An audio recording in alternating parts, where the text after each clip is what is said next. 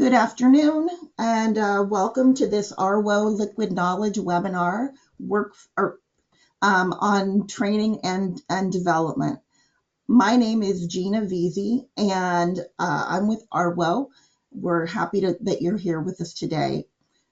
Before we get started, I have a few housekeeping items that I'd like to share with you. First, the session is being recorded. All attendees' mics are muted. And all registrants will receive an email with a link to the replay later today. We'll have time for Q&A at the end of the session. And if you can log your questions as you have them by clicking on the question mark on your screen, we will get to those at the end. I want to thank today's sponsor, CoBank, for sponsoring this webinar.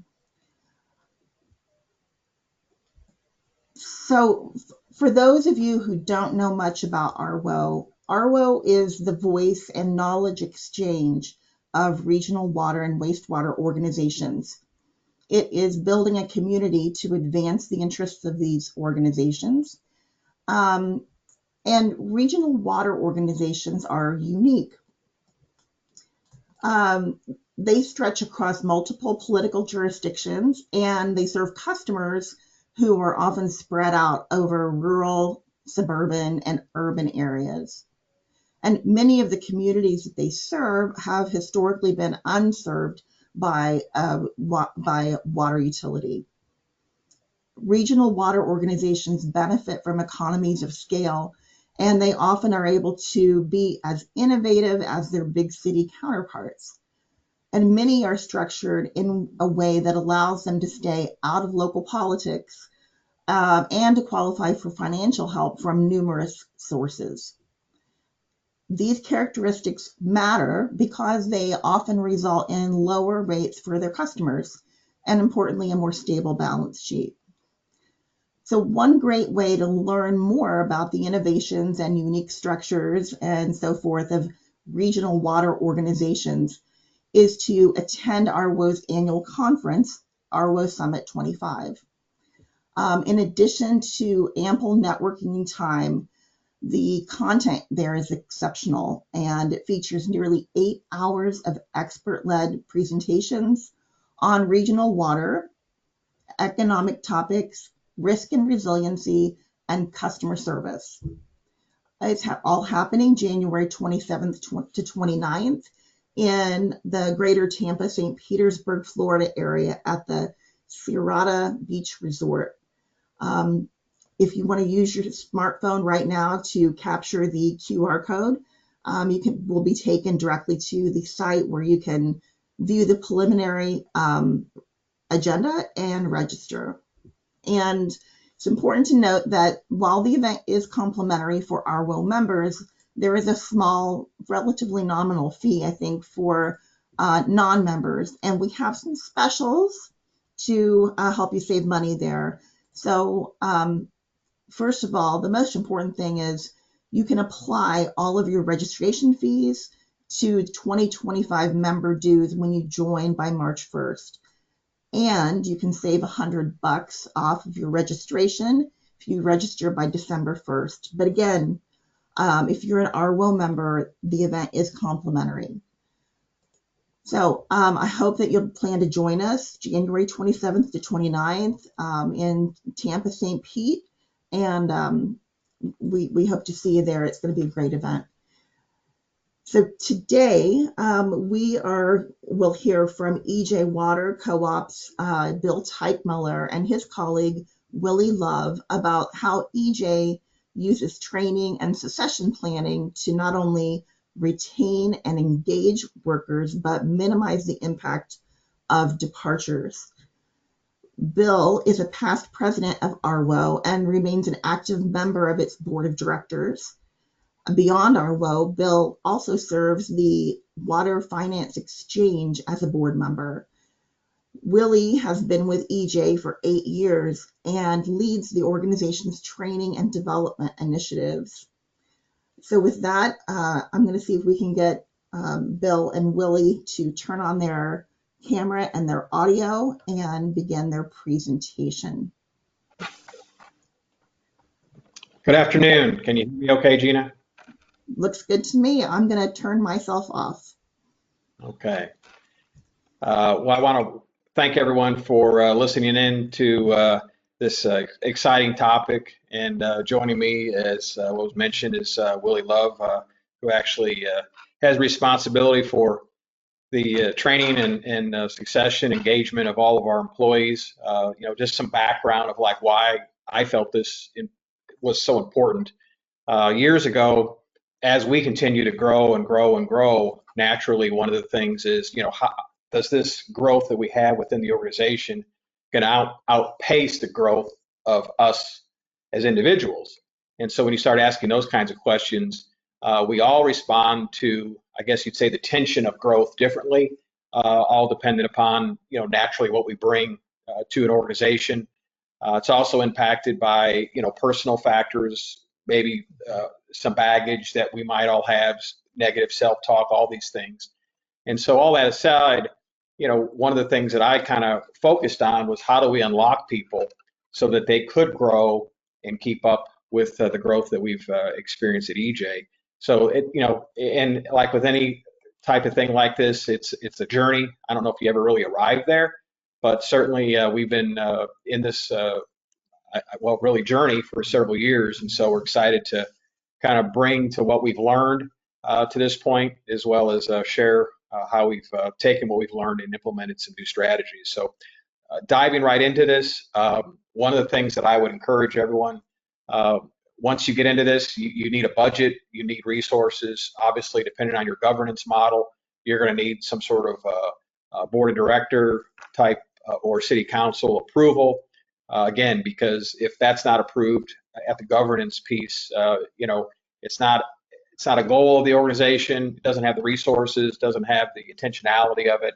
So I can't say enough about having growth as a goal within your strategic plan. You got to have that so that you do have support at the board level. So that's something that our board adopted.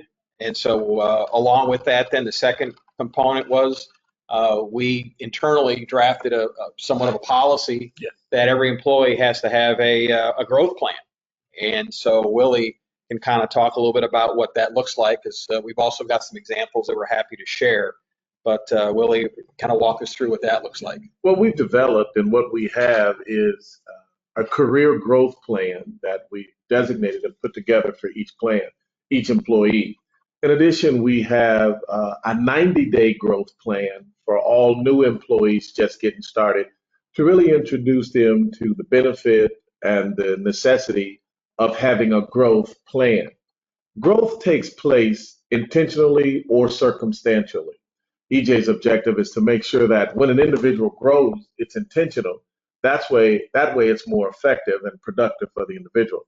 In our career growth plan, it's a self-assessment, given an opportunity for an individual when they come in and face each new year, that they're able to take a look at where they are, how they've been performing, and where they're looking to go to.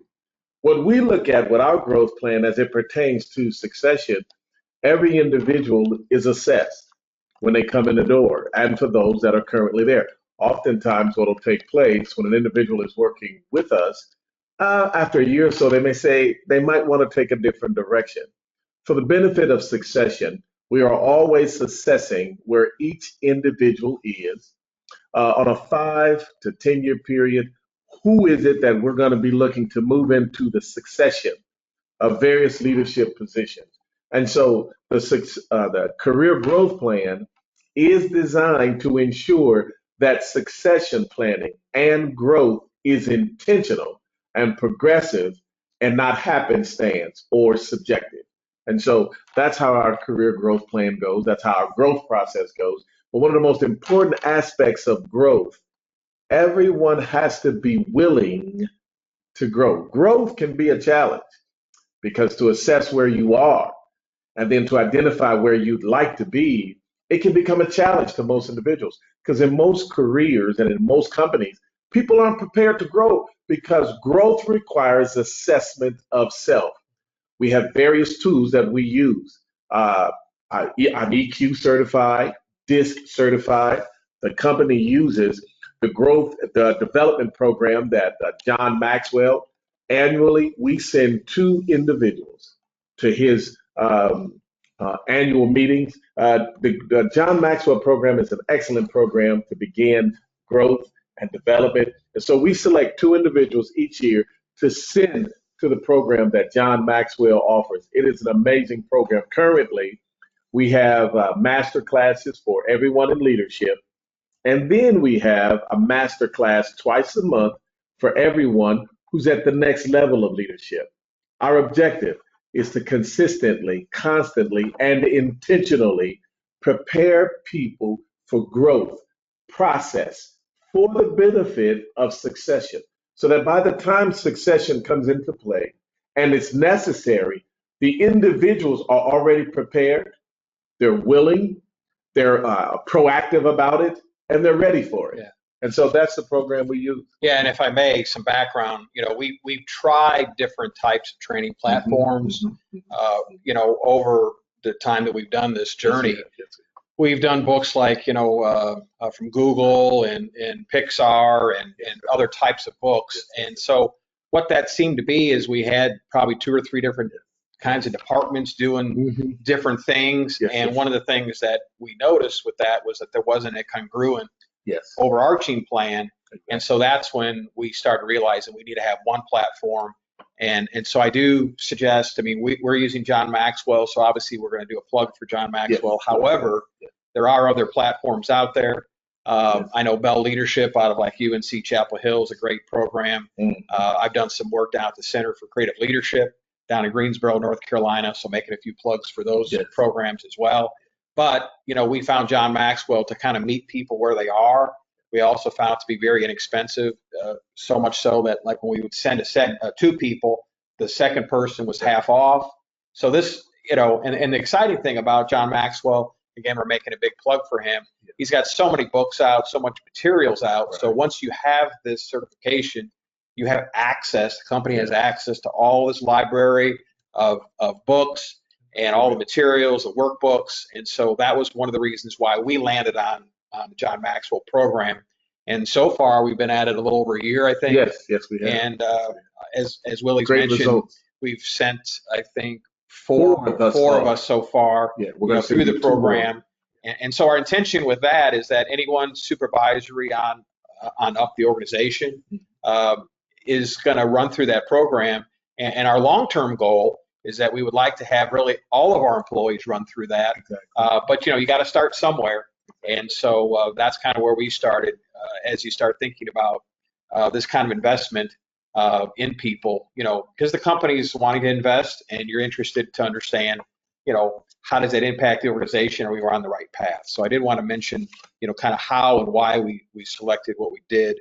And again, along with it, the DISC assessment tools that they have is incredible. Exactly. The next plug I did want to make, and Willie mentioned it, is designing and implementing a basic plan. And so this master classes, we've got 2 running right now. And actually I make a plug for Willie, because this is something to think about.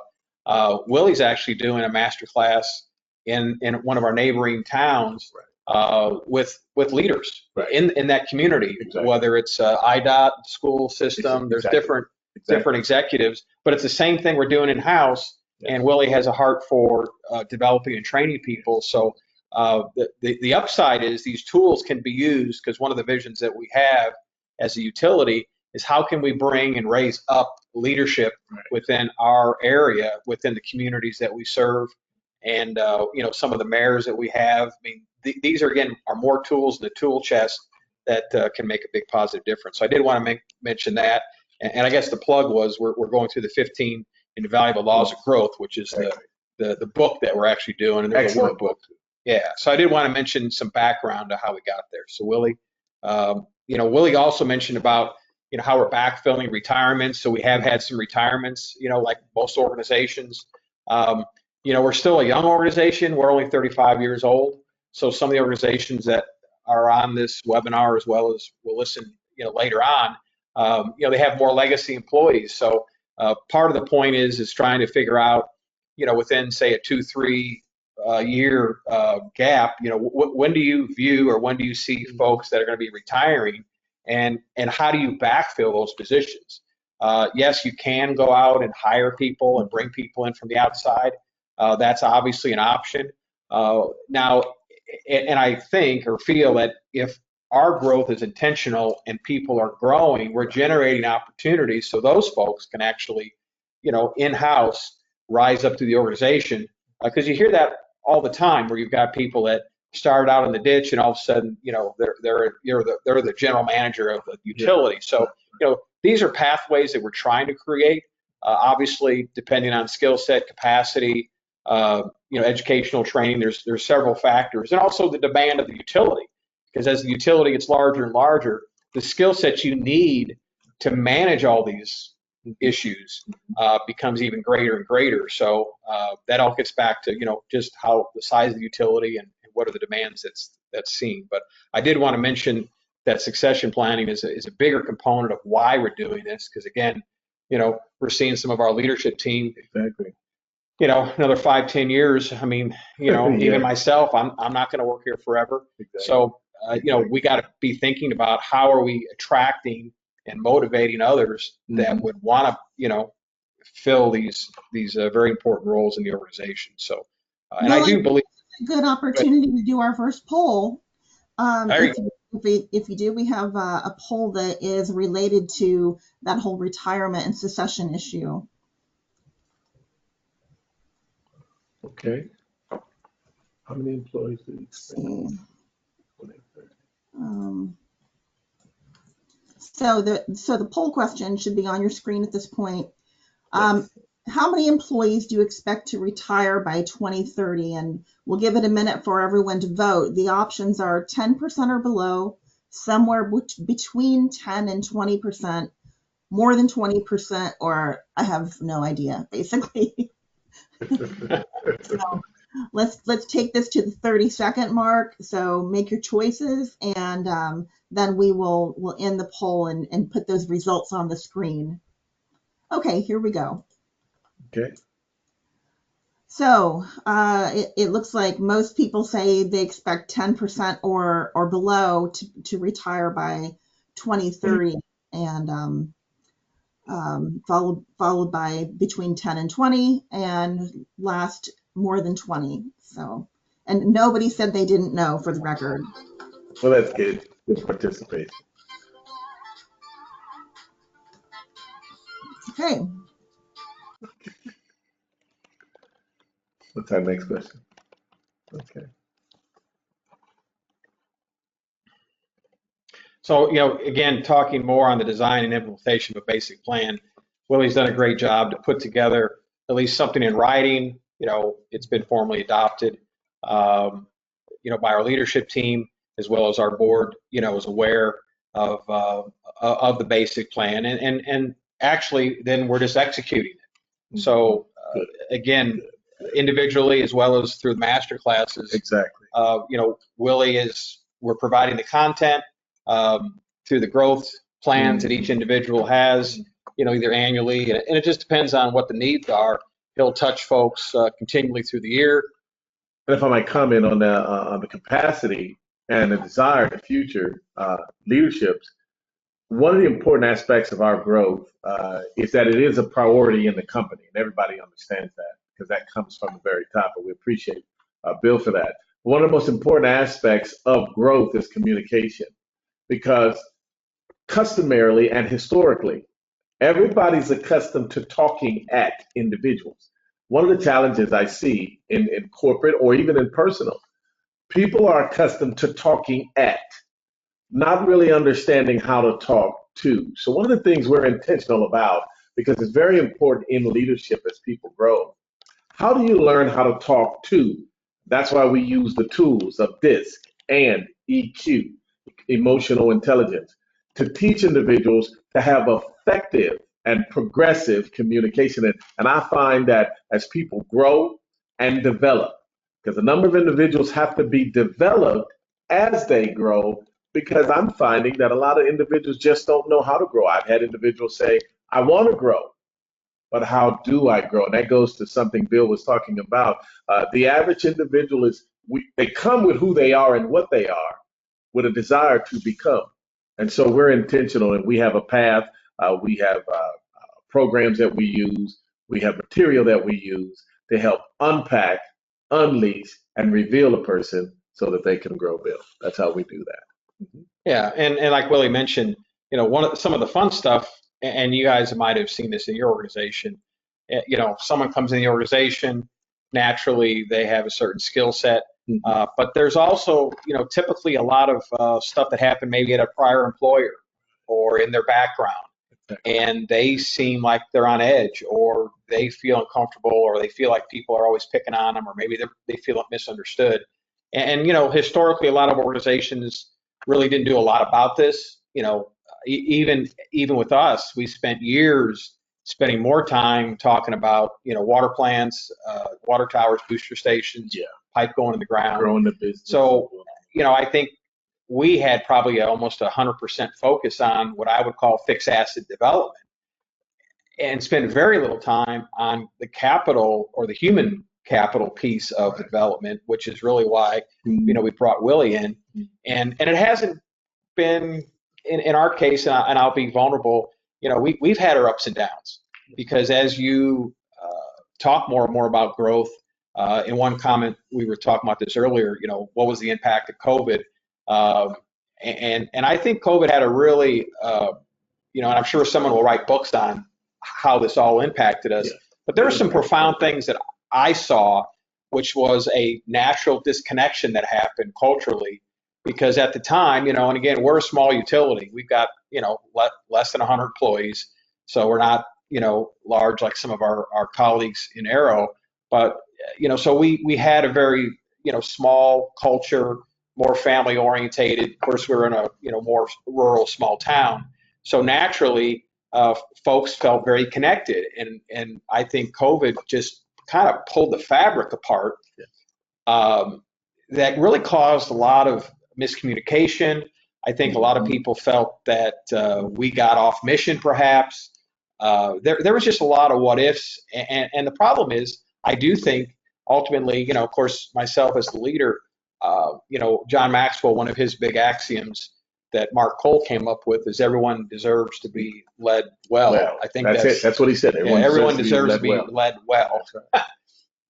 I think that's so critical, especially as a leader, because I look at myself to say, I'm not sure that I fulfilled that responsibility or duty that as well as I could have. Now, naturally, we only know what we know. Now, that doesn't excuse us. Right. But I think once you start talking about growth and you become more aware, naturally you start asking the questions, what could we have done different? And this gets back to, Willie's mentioned this word, intentionality. Right. I don't think even myself was intentional to plug into people or lean into people to say, and here's the issue. Are we listening? Right. Are we listening as leaders where people are confused? There's lots of questions, or do we just blow it off and it'll get better on its own? And some of that is a coping mechanism. I think even in myself, there's been some times where, I kept thinking, it's going to get better. You kind of push through.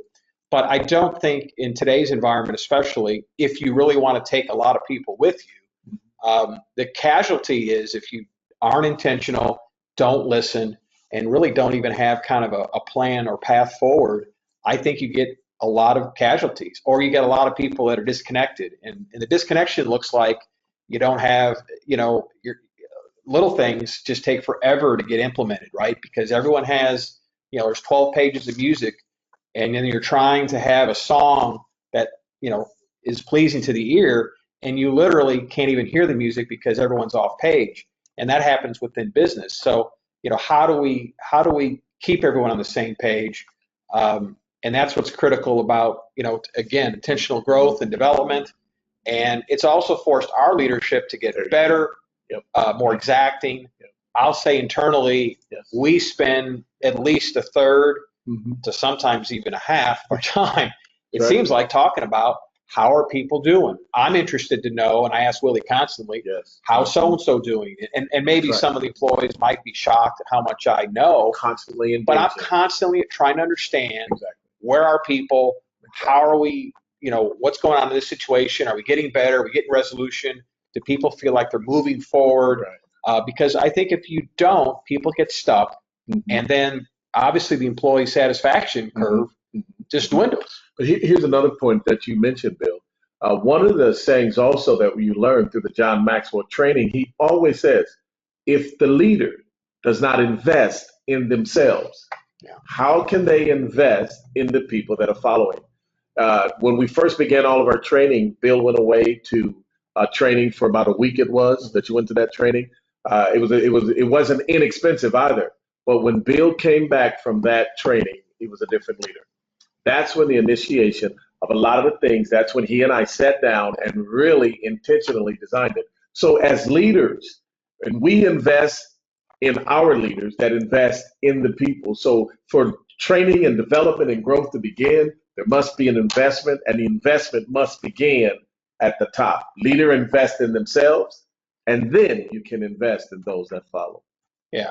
And I think too, from utilities, getting sometimes, because as we all know, technology will continue to be implemented in really everything that we do. And so, everyone always tells you, these software folks will tell you, oh, it's going to save you people cost. And to a certain degree, that's true. And other times it's really not. But naturally to say, you obviously the customer expectation is always changing. It's getting more demanding, not less. And so we have to almost, if you will, disrupt ourselves or our own thinking about how we used to do things 10, 15 years ago. We naturally have to do things a lot differently. And so that almost prepares, your leadership teams to be ahead of the curve, not behind it. And in particular, something that we just recently, and this was on actually a podcast, I was listening to this. The lady that ran UPS, that was a CFO at Home Depot, she was talking about this idea that, do people leave you or do they quit you? And I hadn't even thought about that. And so as she was unpacking what that meant, she's had a lot of people leave. And what that means is, people are growing. That's right. There's other opportunities. Certainly in our organization, we've had people that have left for better opportunities. Right. And those are things that I think are good thing, because that says a lot about your organization. Now, the hard part is talking about, well, they quit on you. And we've had people that have quit on us. And that's when you got to look in the mirror to say, what could we have done different as an organization to maybe have softened that, or maybe they would have done that anyway, because sometimes people self-select out, or there's character issues or a fit issue. There's always these issues. But I think it's important to kind of walk through, again, not to blow them off, but rather to understand what is it that we are either doing or not doing. Because here's the other piece of this too. As an organization, you're never going to please everybody. That is not even humanly possible. And I think, especially culturally, and everyone, I think, feels this tension at times. Organizations are not perfect. Leadership is not perfect. Right. We're obviously trying to generate the value. And in the case of like our business, we're serving water and providing wastewater service, to our customers. So when you think about like, why are we in existence? Well, it's pretty simple. We're providing water and wastewater services to our members. And so when you think about what does the member expect, well, the member doesn't really care, or, that I'm here per se, or even all of us are here. It doesn't get that specific.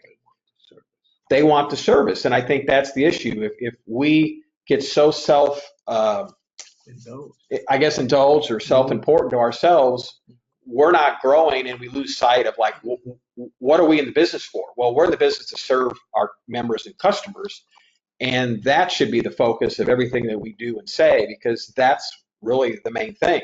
I think oftentimes we get plugged into the weeds of whatever that is, and it's a distraction that takes you off mission. So I can't say enough to get the story, get yourself back on mission, to always remember, why are we doing what we're doing? And of course, again, this gets back to the tools that we've adopted with John Maxwell, because he's always talking about, everyone's business is different. What started it like we started some 35 years ago. And we started because locally you couldn't find drinking water in the ground, because of just our natural geography. And so that's really why it started. I think that's always important to understand as we continue to grow and our, 35 becomes 45 or 55 or 70 years down the road. You can never forget why it started, because I think that's the foundation and roots of what makes, us as a co-op what we are. So if I can. I don't know, Gina, you have another question queued up or poll question? So we don't have any more poll questions for this session, but I do have some questions that are in queue. If you'd like to begin to address those. Yeah, I mean, I don't know, Willie, have any wrap-up things that we just, I think Bill's covered it all. We'll just go to the questions. We've got a few minutes left. Sure. So first of all, I'd like to thank all the people we have on the line for submitting great questions. We do have a number.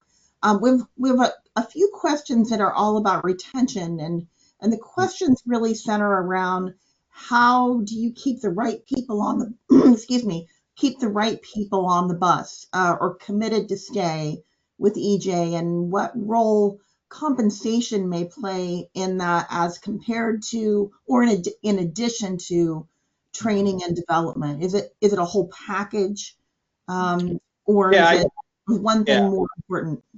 And that's a big subject, obviously, yes, right?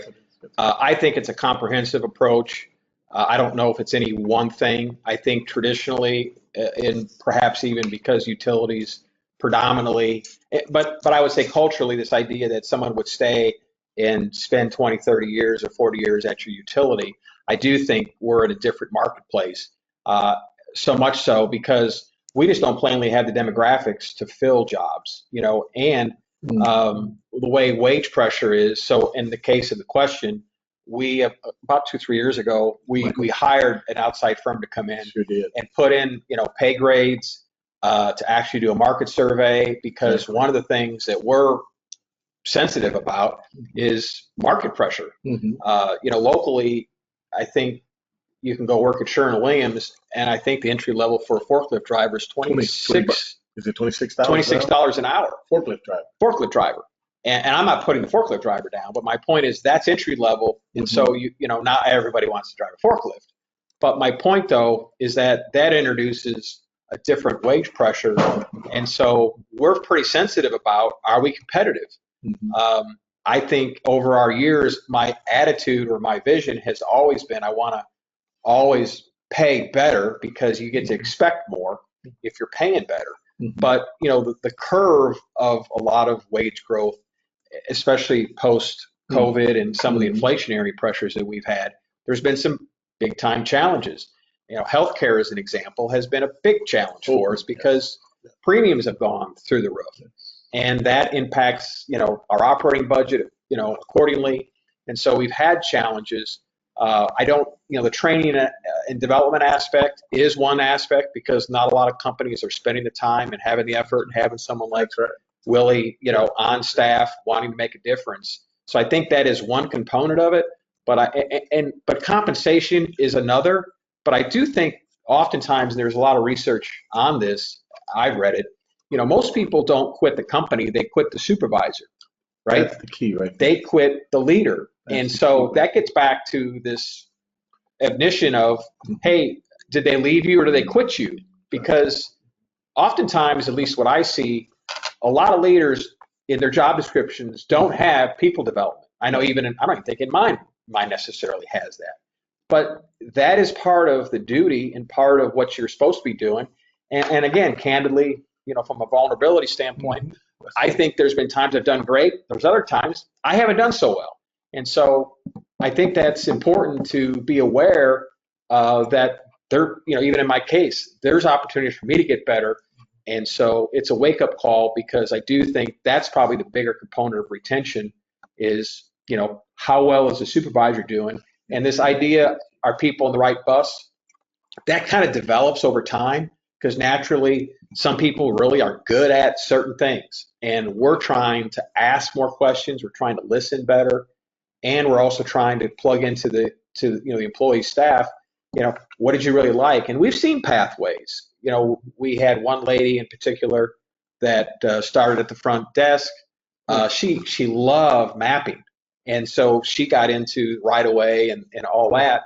And it's because she had this aptitude and desire, because you just watch people. So I think if you're watching people, you're asking questions, I think naturally you figure out pretty quick what people is more passionate about, because that's important. And commenting on that, one of the things about the culture and the environment, when you start talking about retention, succession, as Bill stated, a couple of years ago, we brought in an outside agency to check out our finances and our pay. And here's what has happened. Our structure is designed so that, and here was one of the objectives as we sat down as an executive team and talked about it. Prior to that, people were saying, hey, I need to make a little money. Hey, what can I do to make more money? Well, now our culture is designed that an individual no longer has to say, what do I need to do to make more money? We've created an environment where, with the pay grades, the job grades, that an individual, if they are adjusting and moving and growing, automatically they're going to get more pay. Our culture now, people aren't wondering, well, how can I get more money, or I need more money? They know, if I grow here, if I develop here, this will mean my compensation will be greater. In addition to that, our training as it pertains to our leaders, we train the leaders that the asset, they're in leadership because they've been entrusted to manage assets. And what are the assets? The people. Bill mentioned, person leaves because I have a bad supervisor.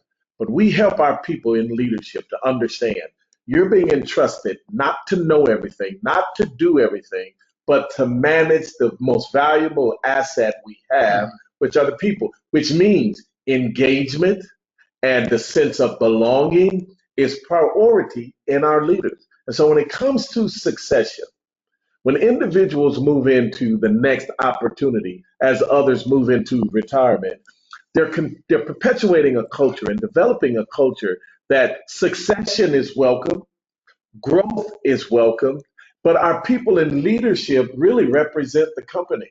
So we teach our leaders how to manage tension, how to identify problems. I mean, there's so much intentionality in training that starts at the top, that retention, some individuals are just going to grow. We've lost some good people because they grew. I had a gentleman call. He had another opportunity with the state government. He said, had I not gone through the training there, I wouldn't be prepared for the position that I'm now going after. I was happy for him. I'm like, wow, we did a really good job. Yeah, almost too good. Right? Almost too good of a job. But and please understand, we're not telling you we have a perfect environment, but our environment is growing and evolving into the point where succession is welcomed without a challenge, that people in management are growing as individuals, and our training is intentional. Yeah, and I think one thing that we hadn't talked about is also trying to develop a tapestry of safety, if that makes sense. And when I say the word safety, what I mean by that is a lot of people don't want to get that vulnerable. I know we've listened to that. Yeah. Was it Brene Brown? Yes, the lady who's kind of an expert on vulnerability, right? Yes. And that's especially as a man. We got it all figured out. I've experienced that with the individual that I was growing. Yeah. And he said, you made me talk to you. He got so uncomfortable. Had a guy we were training and developing him, and he sat down and he talked, and after he thought about it, they get what's called buyer's remorse. He said, you made me talk to you. I never talked to anybody. How can I do this? I said, hold, calm down. Well, you've had that happen even at some board level. Yes. Well, yeah. We've had that happen. I mean, it's been up and down the organization. People aren't accustomed to opening up. That's why it's training and development. You got to help develop people to grow. Yeah. Well, and I think, and again, the safety thing is really an idea that it's okay to make mistakes, for one thing. Right. It's also okay to have problems and say, hey, I need help in this area, because if you don't have an organization that even would listen to that, you go home frustrated. And that's the thing that I have said. I don't say it maybe out loud that much, but this isn't a prison. You don't have to work here. If EJ Water is a great place for you to work and you're satisfied, you're growing and you enjoy it, we want to have you. But if you don't like it, or you don't like me or Willie or whoever, I mean, that's okay. we hate to hear that, but the reality is we need to get you on, again, the right bus, and maybe the bus isn't even our bus. Maybe it's someone else's bus. I know one thing too, and this gets back to, some of the work that Willie does. We had a recent a candidate that we were filling, and we came across a great candidate that we ended up passing on, but we know that there's a need in a community nearby, and it's like, well, why don't we just plug them in over there because they have a need, and why would you want to do that? Well, that means if they fill that need, they won't go after our folks. Here's some selfish part of this thing here too. But, again, all boats rise.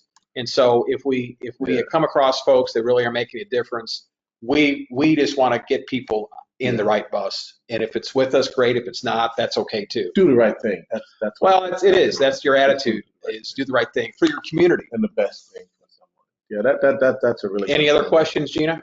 Yeah. So actually what you were just talking about reminds me of a conversation I was privy to of one senior person saying, well, if we train people and we develop them, then they'll leave. Mm-hmm. And the other person's response was, but if we don't, they'll stay. Yeah. Now, you know what, Gina, on that, I'm going to tell you something. And we're experiencing it and you're learning it. When you train and create an environment, individuals are going to go. We had a young man just leave us, and on the day he announced that he was leaving, now he went on for a business opportunity. So he's an entrepreneur. We grew him, developed him, and when he announced his resignation, I cried. We told him, we're going to take you in a room and beat you up. And one of our employees said, I'm going to be waiting outside your door every time you get out there. I'm going to beat you up. We had a really good time. And even to this day, he's still connected to us. But there is nothing more valuable than a bond that you build. You see people grow and go, but here's what it does. The people that stay and remain, they appreciate the value when people leave and say, hey, the only reason I'm leaving is because of this. We got people now that are entering in school. We have tuition reimbursement, okay? We have people in our master class that we do, Gina, we create a forum where people can become safe. Then they can become vulnerable and grow. And sometimes they grow out of us. But when they leave, how they impact those that are here, I mean, it's just, the more you give, the more you get. So when we lose, I'm not going to say lose. When we grow them, something else grows right in place. So yeah, that's we have to be careful of being selfish. Well, I don't want anybody to leave. If they grow out of us, someone will grow into us. That's how we kind of look at it. Yeah, we had a lady that we hired her in marketing. Oh, yeah, and actually amazing. It was interesting when I first met her. I'm like, okay, she's gonna be with us 5 years. Well, she was with us 4. Yeah, she grew. She grew. But I knew that going into the relationship. Amazing young lady. I think if you look at, I think work more as a baton, like a relay race. I mean, we're all here for a season. There's nothing into this long-term infinite timeline. So when you think about, if it's more of a relay race, you're trying to find the best players, the best time, not much different than college sports. You're only going to have them for a season or 2 or 3, depending on the situation. So my point is, do you not hire them because they can go, to the NBA, or do you get them on board because they do make an impact in a year or 2? Look at Stephanie. She grew and maintained. Yeah. Look at Tim. I mean, we have so many that have grown with us and stay with us. Yeah, and we've had others that a few that again we kind of knew, like I said, this one, the marketing lady. I because she was such a bright star. She's amazing. And I'm happy. We're better off because she was with us, and I think that gets back to one thing. I guess this idea, are you being a mechanic, which means you're always fixing things, or our founder Delbert Munt would always tell us, look, you should be planting seeds. And when you think about planting seeds, that's more of a gardening, thing where you're trying to, plant the seed, develop people, turn them into, whatever they can turn themselves into, much like a coach, because you think about coaching, if you're a high school coach or a college coach, you're developing young ladies, young men, or young boys to become, women and men, not just in sports, but also as a fabric of life. And so I think that's the role that we really should almost turn ourselves into, is more of a coach concept, because again, we're trying to develop people, and guess what? I mean, I've said this many times. I think the better that we can help people grow at work, they end up being better moms, better dads, better uncles and aunts. And we've heard that. And we've heard that, because those skills are transferable. Yes, they are. Because, if you learn how to de-escalate a conversation, well, you got your third grader that's hammering you, or fifth grader. We just had our 2-year-old grandson, and it's amazing these skills that they pick up at a young age. They're like, I call them master manipulators, or master whatever you want to call it. But they're just learning those skills, right? It almost becomes innate in them. But my point to all that is that, again, for those seasons of life, we're really, in my opinion, called to garden, coach, and develop people. And so that's the essence of what we're doing here. Any other questions, Gina? Yeah, so we have one interesting question that just came through. Do you educate your employees on that their role with customers goes beyond the service that's provided to being purpose-driven? Repeat that question one more time. Sure. Do you educate your employees that their role with customers goes beyond the service that's provided to being purpose-driven? Yeah, we do. We talk about that. We may not be, one thing we've talked about is an example, like we call it surprise and delight, or that's what I've always called it. We're trying to give, in this case, our customer care folks, or, member services, we're trying to give them more tools because when you think about whether it's the guys out in the field, that are the technicians that are actually talking to customers face to face, or it's your staff that's taking calls in every day. Those are your ambassadors. That's your interface with, in essence, the customer, right? So we're trying to get them to be more empathetic, and some people are naturally better than others, obviously, because that's just part of your character, or at least your personality makeup. But I do find that at least the group folks that we have now, they're very good at really asking good questions. Yes, people get excited about stuff, but naturally, I think we want them to look at things more holistically. Yeah. Because generally, when someone's upset about a water bill, and this is, for those that know me, my personality is always kind of fun. People talk to me about their water bill, and I typically always say, oh, your water bill's too low, right? Because that's why you're calling. The water bill is always too high. And so now that's a perception issue. Why do they perceive that their water bill is too high? I was talking to a couple of the gals just yesterday, and they were talking about, this person used like 12,000 gallons or whatever. It was a big number, and they were complaining because their water bill was like $100 or 110, whatever those numbers were. And I says, well, that's funny because, go buy 10 bottles of ketchup right now. And, ketchup's like $7.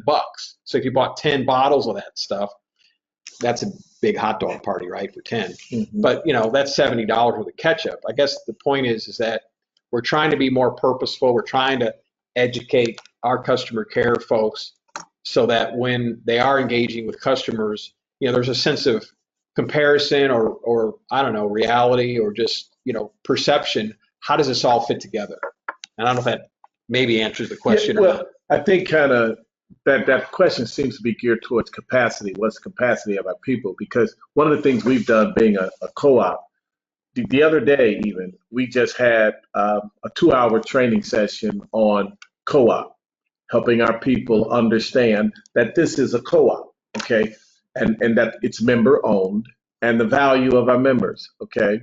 We had leadership in that, and we had employees in that, coupled with the training that we do in our master classes twice a month, teaching each individual how to engage and understand the benefit, and if they feel like they belong.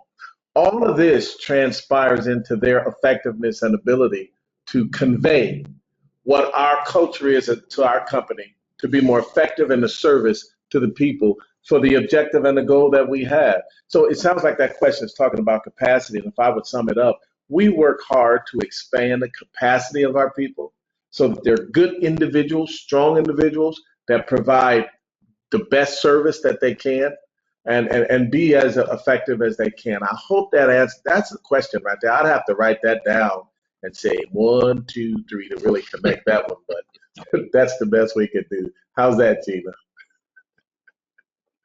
I think that's great. So,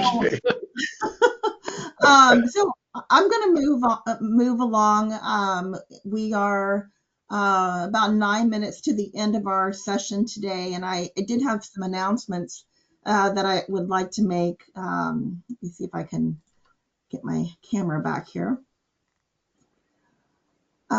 Great. So before you all go, I did want to invite you. First of all, thank you all for being here.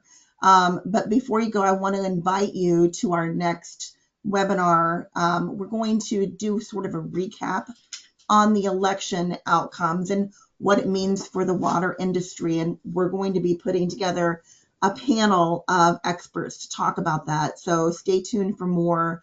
But in the meantime, if you'd like to register right now, get out your smartphone and point it toward the screen at that QR code, and you'll be taken directly to register for that. But you know, the election's in the rearview mirror right now, and it's time at this point for us to sort of sort out what that means for the water industry, and that's our intent with that session.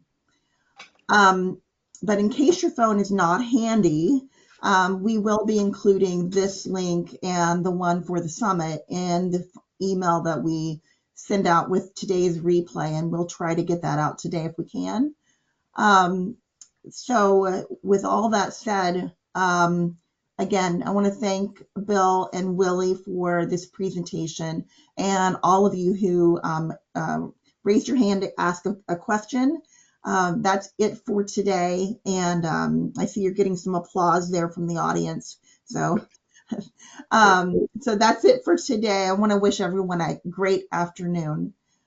Until Appreciate Thank you very much. Yeah, Tina. did a great job, and I wanted to thank a few people here on staff. You know, Tim with our IT and Danielle in marketing. You know, they kind of helped do a lot of things to get us looking better than we really deserve. I'm telling you. So a lot of people helped us. So I want to thank that. And of course, Gina was a big help, and Stephanie put together our slide deck. So it takes, as you know, a lot of people to pull this stuff off. But we had a lot of fun, and we appreciate everyone's time. Thank you so much. Bye-bye, everyone. Pleasure, Tina. Have a good one. All right.